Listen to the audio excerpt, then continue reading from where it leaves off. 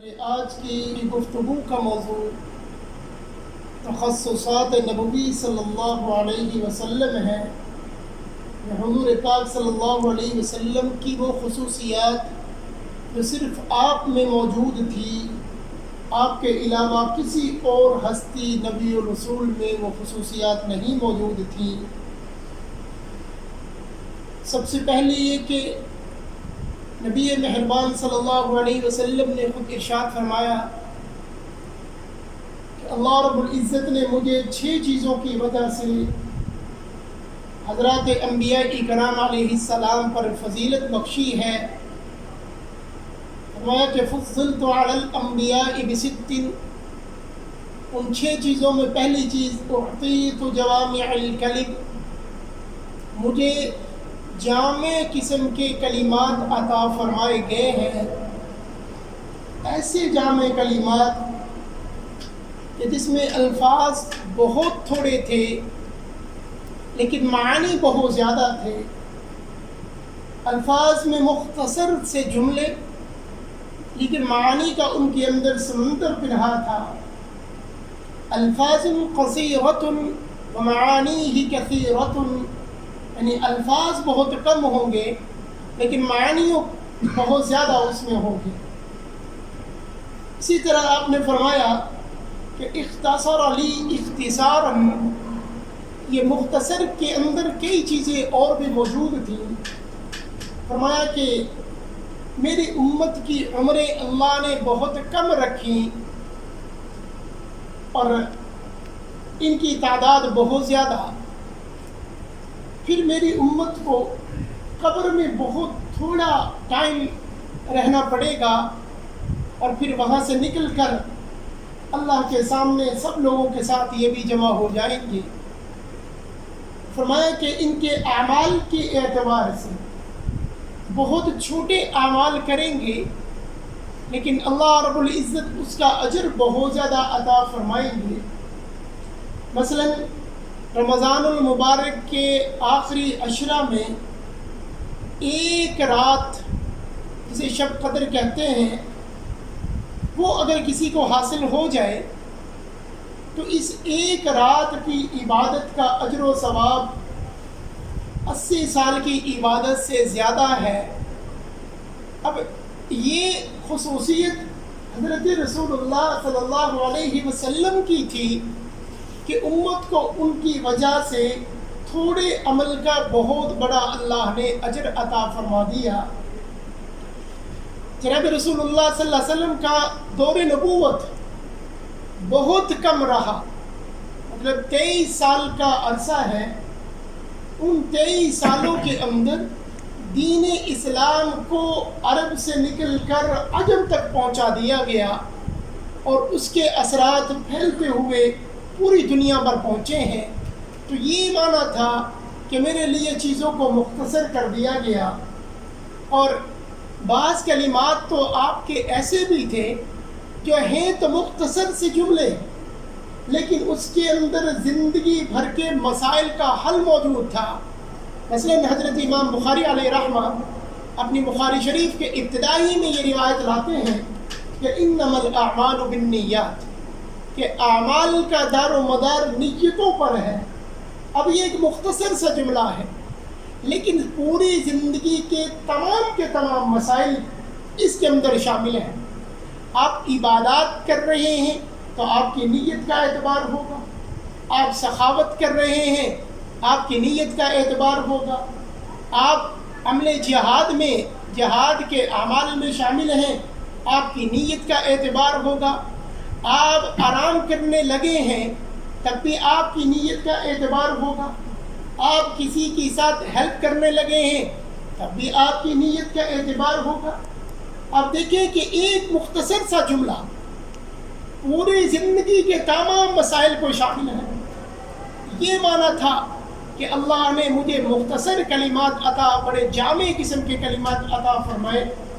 اسی طرح فرمایا کہ من حسن الاسلام الترک ما لا یعنیہ، کسی بھی مسلمان کی اچھائی کے لیے یہ ہے کہ وہ ان کاموں سے باز آ جائیں جو اس کے دین یا دنیا کے لیے فائدہ مند نہ ہو۔ اب اس ایک مختصر سے جملے کے اندر ساری زندگی کو بامقصد بنا دیا گیا، ایک ہی کلمے کے اندر۔ یعنی کوئی بھی کام کرنا چاہتے ہیں تو اس کے بارے میں آپ سوچئے، اس کا دنیا کے اعتبار سے آپ کو فائدہ ہے یا اس کا دین کے اعتبار سے آپ کو فائدہ ہے، اس کا آپ کو انفرادی طور پہ بھی نفع حاصل ہو رہا ہے یا اس کا آپ کو اجتماعی طور پر نفع حاصل ہو رہا ہے، آپ کی ذات کو فائدہ ہے یا دوسرے لوگوں کو اس سے فائدہ پہنچ رہا ہے۔ اگر تو ایسا ہے تو تب تو وہ کام اختیار کیجیے، اور اگر ایسا وہ عمل نہیں ہے تو پھر اسے آپ ترک کر دیجیے۔ اب ایک جملہ تھا جس میں مینجمنٹ کے مسائل کو حل فرما دیا کہ آپ کے ٹائم کے اور اعمال کے اور کام کے سارے مسائل اس سے بہتر ہو جائیں گے۔ ہر چیز کے اندر یہ چیزیں موجود تھی۔ اچھا، دوسری چیز جس میں فرمایا آپ صلی اللہ علیہ وسلم نے کہ مجھے نبیوں پر فضیلت دی گئی، وَنُصِرْتُ بِالرُّعْبِ، اللہ نے مجھے ایسا رعب عطا فرمایا کہ میرا دشمن اگر 1 مہینے کی مسافت پر ہو، میرے اس کے درمیان میں 1 مہینے کا سفر بھی ہو، تب بھی میرے نام کا رعب اور دبدبا اس پر موجود ہوگا۔ یہ تو جناب رسول اللہ صلی اللہ علیہ وسلم کی ذات اقدس ہے۔ سیدنا عمر بن خطاب رضی اللہ تعالی عنہ کی اگر ہم بات کریں تو ایک شخص روم سے آتا ہے اور آ کر کسی سے پوچھتا ہے کہ یہاں آپ کے بادشاہ کہاں رہتے ہیں؟ تو انہوں نے فرمایا کہ ہمارے ہاں بادشاہ نہیں ہوتے، بلکہ یہاں خلیفۃ المسلمین ہوتے ہیں۔ اور کہنے لگے کہ چلے ٹھیک ہے، خلیفۃ المسلمین ہے تو ان کا محل کہاں پر ہے؟ تو ان کو بتایا گیا کہ یہاں خلیفہ ہوتے ہیں، بادشاہ نہیں ہوتے، ان کے محلات نہیں ہوتے، یہ آپ اپنی ضرورت کے مطابق ان کے جو گھر ہوتے ہیں وہی ان کی محلات ہوتے ہیں۔ پھر کسی نے بتایا کہ عمر بن خطاب مسجد کی طرف گئے ہیں، تو یہ صاحب وہاں پر گئے اور دیکھا کہ سیدنا عمر بن خطاب رضی اللہ عنہ ایک اینٹ کا تکیہ بنا کر لیٹے ہوئے ہیں۔ تو یہ شخص وہاں کھڑے ہو کر کہتا ہے کہ عمر، تو اس لیے آرام سے سو رہا ہے، اطمینان سے سو رہا ہے کیونکہ تو نے اپنی رعایا کے اندر انصاف اور عدل قائم کیا ہے، اور میرے بادشاہ بہت لمبی چوڑی سیکیورٹی کے اندر بھی، بہت بڑے زیادہ پہروں کے اندر بھی، بڑی مضبوط عمارتوں کے اندر بھی آرام سے نہیں سوتے، اس لیے کہ وہ اپنی رعایا پر ظلم زیادتی کرتے ہیں۔ تو جناب رسول اللہ صلی اللہ علیہ وسلم کے کیا کہنے کہ آپ کے نام کا اور آپ کا رعب آپ کے دشمن پر دور دراز کے علاقوں تک بھی موجود تھا۔ اسی کے ایک مثال غزوہ تبوک بھی ہے۔ جناب رسول اللہ صلی اللہ علیہ وسلم ایک لمبا سفر فرما کر گئے، لیکن مقابلے میں 2 لاکھ رومی فوج رکھنے والا بادشاہ بھی آپ کے مقابلے میں نہیں آیا۔ یہ تھا آپ صلی اللہ علیہ وسلم کا یہ کی خصوصیت کہ آپ کی نام کی رعب دونوں لوگوں پر ایسے موجود رہتا تھا۔ اور تیسری چیز یہ ارشاد فرمائی کہ وَأُحِلَّتْ لِيَ الْغَنَائِمُ، میرے اللہ نے میرے لیے غنیمت کے مال کو حلال قرار دے دیا۔ پہلی امتیں جو تھی وہ جب جہاد میں شرکت کرتے تو اس کے بدلے میں ان کو جو مال غنیمت حاصل ہوتا تو وہ ان کی امت کے لیے استعمال کرنے کی اجازت نہیں ہوتی تھی، بلکہ اس کو کسی اونچی جگہ پر رکھ کر اور اللہ کی طرف سے آگ آتی، اسے جلا دیتی، تو وہاں سے پتہ چلتا کہ ان کی یہ قربانی، ان کا یہ عمل قبول ہو گیا ہے۔ وہ مال ان کی امت کے کھانے کے لیے جائز نہیں تھا، لیکن جناب رسالت مآب صلی اللہ علیہ وسلم کی یہ خصوصیت تھی، فرمایا کہ آپ جہاں جہاد فرماتے ہیں تو وہاں دشمن سے جو مال غنیمت حاصل ہوتا ہے تو وہ امت کے لیے بھی، خود رسول اللہ صلی اللہ علیہ وسلم کے لیے بھی، سب کے لیے استعمال کرنا جائز تھا۔ غزوہ بدر میں 70 بڑے بڑے کافر جو قید ہوئے تو ان کے بدلے میں بہت سارا مال و اسباب بھی آیا، اور انہی کے بدلے میں آپ صلی اللہ علیہ وسلم نے یہ بھی فرمایا کہ ہمارے مسلمانوں کو جو لکھنا پڑھنا نہ جانتے ہو ان کو آپ لکھا پڑھا کر سکھا کر آپ اپنی آزادی حاصل کر سکتے ہیں. تو اس امت کے لیے یہ بھی خصوصیت رکھ دی گئی. نمبر 4 پہ رحمت دو عالم صلی اللہ علیہ وسلم نے فرمایا وَجُعِلَتْ لِيَ الْأَرْضُ مَسْجِدًا وَطُهُورًا، میرے رب نے میرے لیے ساری زمین کو مسجد اور ساری زمین کو میرے لیے پاک بنا دیا ہے. اب میں جب جہاں چاہوں مصلی بچھا کر نماز پڑھ سکتا ہوں، بس اس پر کوئی ظاہری نجاست اور نہ گندگی نہیں ہونی چاہیے. ورنہ پہلی امتوں کے لیے یہ خاص تھا کہ وہ عبادت کے لیے اپنے عبادت خانہ میں لازم جائیں گے. مثلا یہودی ہے تو کنیسہ میں جا کر عبادت کرے گا، عیسائی ہے تو اپنے چرچ میں گرجا گھر میں جا کر عبادت کرے گا. لیکن مسلمانوں کے لیے اللہ رب العزت نے یہ والی پابندی بھی ہٹا دی. اب یہ اپنے آفس میں ہو تو تب جماعت کا مسئلہ الگ ہے کہ وہ جماعت میں شرکت کرے. اگر جماعت سے الگ نماز پڑھ رہا ہے تو وہ اپنے گھر میں بھی نماز پڑھ سکتا ہے، وہ اپنے ڈیرے پر بھی نماز پڑھ سکتا ہے، وہ زمین کے جس خطے پر موجود ہوگا وہ وہیں نماز پڑھ سکتا ہے. بلکہ زمین پر کیا، وہ پانیوں کے اندر ہو تو وہ اپنے جہازوں کے اندر نماز پڑھ سکتا ہے، یا وہ اسپیس میں ہو، فضا میں ہو تو وہاں پر بھی نماز پڑھ سکتا ہے. تو یہ خصوصیت بھی جناب رسول اللہ صلی اللہ علیہ وسلم کو اللہ نے عطا فرمائی کہ ساری زمین کو پاک جگہ بنا دیا.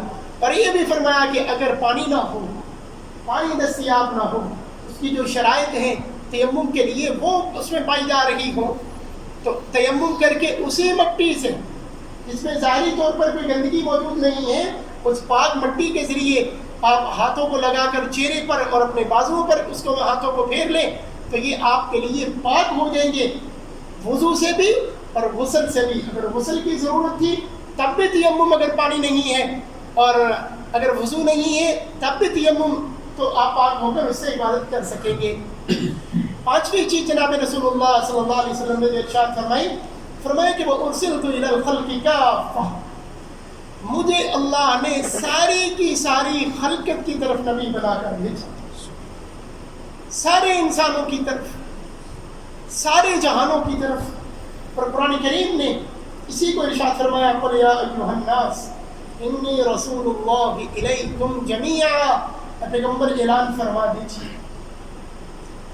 فرما دیجئے کہ مجھے اللہ نے تم سب کی طرف رسول بنا کر بھیجا. پہلے جتنے بھی پیغمبر تشریف لائے وہ 2 کام کرتے رہے. ایک کام ہر نبی کا یہ رہا کہ اپنے سے پہلے والے نبی کی تصدیق کی کہ مجھ سے پہلے جو رسول پیغمبر تشریف لائے وہ سچے تھے اور اللہ کی طرف سے آئے تھے اور اپنا وقت پورا کر کے وہ تشریف لائے. اور دوسری خبر وہ یہ دے کر جاتے رہے کہ میرے بعد بھی کوئی نبی آئے گا، میرے بعد بھی کوئی رسول آئے گا.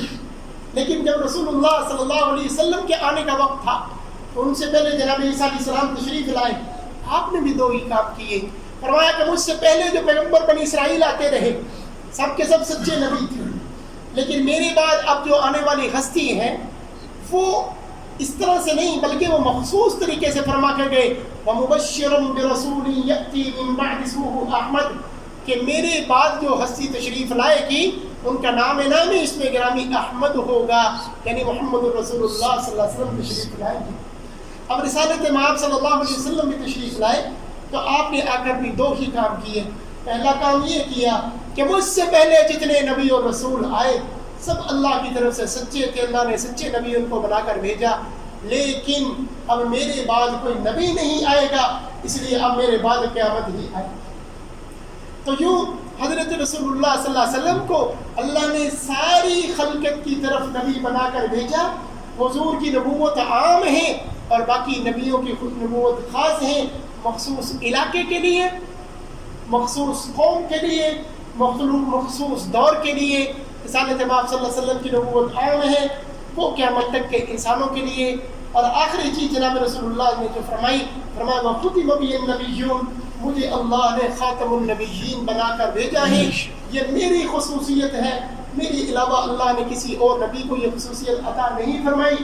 اس کو یوں سمجھے کہ جیسے اللہ کی ذات و صفات میں کوئی شریک نہیں ہو سکتا، ایسے ہی جناب رسول اللہ صلی اللہ علیہ وسلم کی نبوت میں کوئی دوسرا شریک نہیں ہو سکتا.